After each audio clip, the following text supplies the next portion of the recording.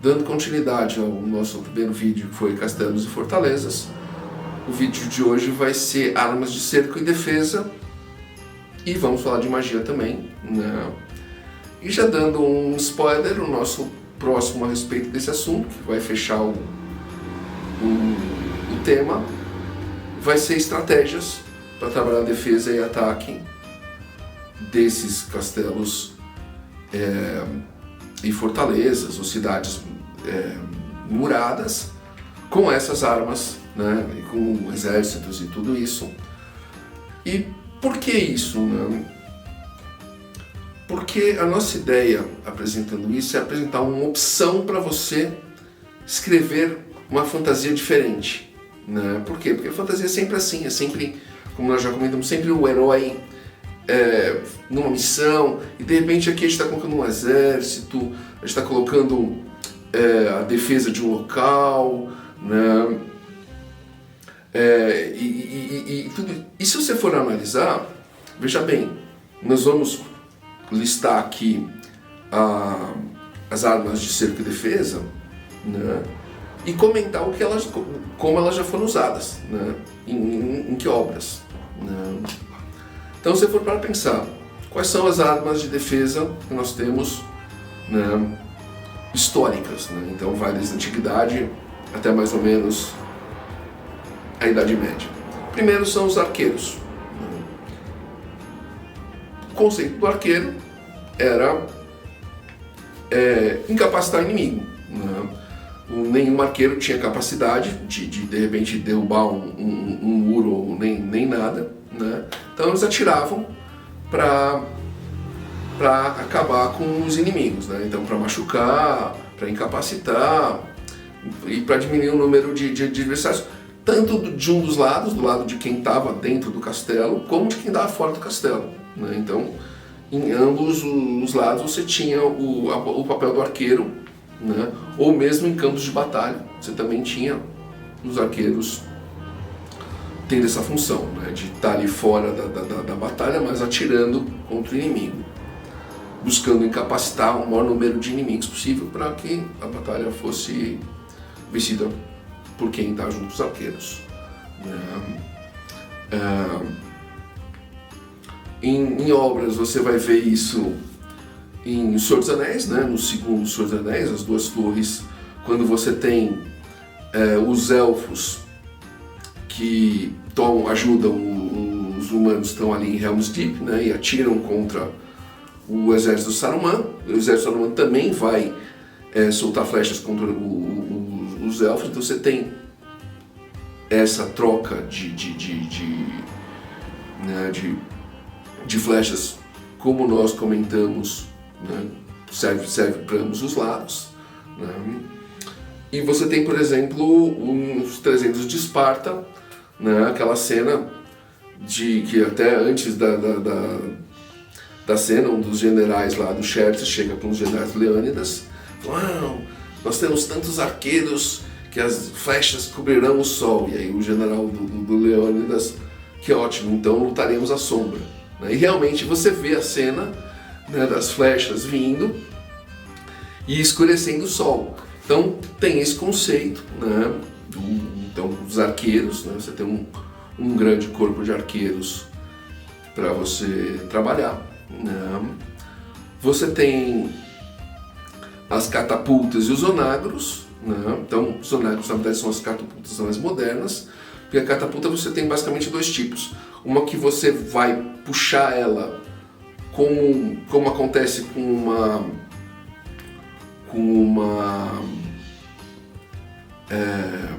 um arco e flecha, né? Ela torce a madeira para jogar uma pedra ou um objeto, né? Ou um objeto em chamas. E você tem aquela que tem um contrapeso, né? Você coloca o objeto aqui e o contrapeso vai jogar o objeto longe, né? Então, de novo, uma pedra,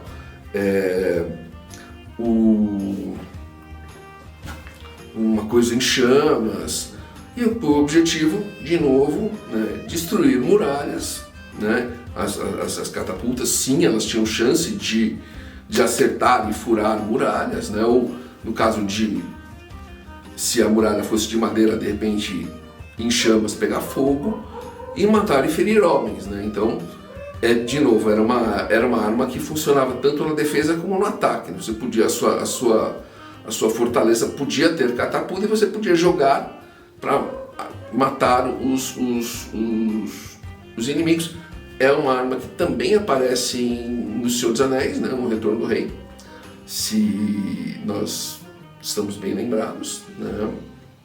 Dos dois lados, novamente, nós temos as catapultas, né? Inclusive as catapultas, elas são interessantes porque elas, na verdade, elas são as antecessoras do canhão. Então você vai encontrá-las protegendo ou atacando os castelos, né, fortalezas, cidades muradas, ou em barcos, né? Então um barco podia atirar em outro, né, uma catapulta, e uns barcos eram de madeira, então você jogar bolas que tivessem chamas, né? Então tinha isso, né? Nós temos as balistas, né? Para quem não conhece, as balistas são parecendo umas bestas enormes, né? Inclusive uma das primeiras balistas, se não me engano, no projeto foi até do Leonardo da Vinci, e jogavam grandes dardos. De novo, é uma arma tanto de defesa como de ataque. Você pode tanto estar atirando com ela, como você pode estar... Ela pode estar na meia do castelo atirando contra os inimigos, né? Ela podia, de novo, levar uma parte para pegar fogo. Então você tem esse conceito de queimar, né? De matar, de acabar com uma cavalaria, quando ela tivesse... Porque elas normalmente não ficavam de cima para baixo, elas não eram jogadas como as flechas, que eram jogadas para cima para cair a 45 graus. Às vezes eram jogadas retas, né, por um buraco, um buraco no muro, para de repente matar cavalos, matar cavaleiros, né, acabar com outras armas, de repente com fogo, né, e assim sucessivamente dos dois lados, né. Nós temos os arietes, né? Os arietes, eles só funcionam para o lado do ataque. Então o ariete era vários homens carregando um enorme tronco, né? Normalmente com uma parte de metal na frente. A parte de metal era, não vou dizer era sempre, mas ficou comum fazer a cara de um carneiro, né? Mas você podia, de repente, um exército podia querer tomar um lugar, simplesmente cortar uma árvore, tirar os galhos e usar ela, né? Ou você tinha os arietes maiores, né? Então eles vinham, tinham roda e tal, eles eram presos na parte de cima e tinham cobertura de proteção, exatamente porque a defesa que se tinha contra o ariete era o quê? Arqueiros, né? Então os arqueiros que estavam nas ameias do castelo iam atirar contra quem tivesse no ariete, jogar pedras, né, ou jogar óleo quente, né? Então, para queimar as pessoas. Se eu não me engano, outra cena que aparece As Duas Torres, se eu não me engano. As Duas Torres pode ser, mas sempre que você tem esse conceito, essa ideia de atacar uma fortaleza, você vai ter o ariete, né? E as torres de cerco, né? O que eram torres de cerco? Eram enormes torres de madeira, né? Com roda, com vários andares, normalmente maiores do que as muralhas, né? E a ideia era chegar junto, né? Então você ia ter guerreiros, você ia ter arqueiros ali, né? Elas eram de madeira, mas elas eram defendidas ali, elas tinham escudos para proteger, tinham placas de metal ou partes de couro ou pele de animal para defender do fogo, né? E eles colocavam ali para abrir, né? E o inimigo poder entrar sem destruir necessariamente a muralha, né? Que era o necessário, né? E a ideia era você ter, por exemplo, arqueiros de um lado, arqueiros do outro, para atacar os inimigos, né? E uma das defesas contra as torres de cerco era derrubar. Então você podia ter grandes como árvores, né? Ou como os arietes que empurrariam a torre, tentariam derrubar a torre, né? E derrubar quem estivesse nela, né? Ou queimar a torre com fogo, né? Ou jogar óleo quente nos soldados que ali estavam, né? Então tem toda essa possibilidade, né? E essas eram as armas historicamente conhecidas que atacavam no cerco e na defesa dos castelos, das fortalezas, das cidades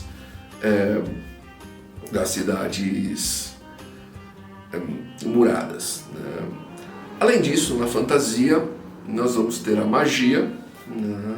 Aí você tem que ter um cuidado para ver se a sua história é de alta ou de baixa magia, né?